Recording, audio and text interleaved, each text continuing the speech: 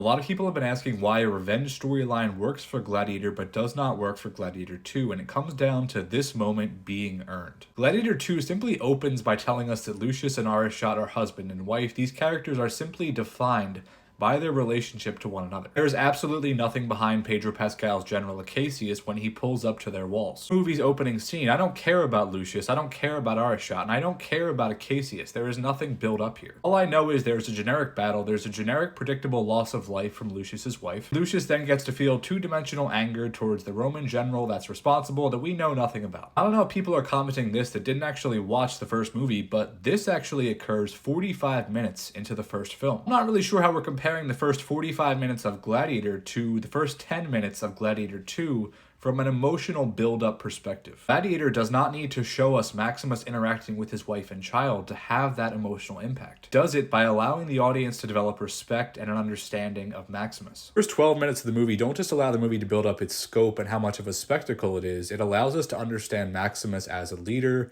as an incredibly intelligent general, and as a very capable individual. His level of experience, we see the respect his men have for him, we start to develop respect for him as well. Next, we get an introduction to Commodus and Lucilla. We start to understand Commodus's motivations and what makes him tick. We start to get a feel for the relationship between Maximus and Marcus Aurelius. Commodus thrown into that mix, we start to see how a triangle is forming here between the three of them. Ridley is building up the power dynamics that the entire movie is built upon. And more time with Maximus, his men, Commodus, senators. See that Maximus is someone Lucilla still has feelings for. See the dynamic between Lucilla and Marcus Aurelius. Contrasts really nicely with how he interacts with Commodus. An introduction to the idea that Commodus is at least a capable warrior. One of the most important scenes in the film with Marcus Aurelius laying out his intentions to Maximus. We know that Maximus just wants to get home to his family. This scene makes that incredibly clear. It really is his sole purpose. He doesn't want power. He doesn't want anything really except to get home. And you are obviously rooting for. You don't need to know his wife to understand their connection. Not only do we get the confrontation between Marcus Aurelius and Commodus, 40 minutes into the film, you get the first indication that Maximus's family is in danger. 45 minutes into the movie, after a long, drawn-out, very dramatic sequence with incredible music,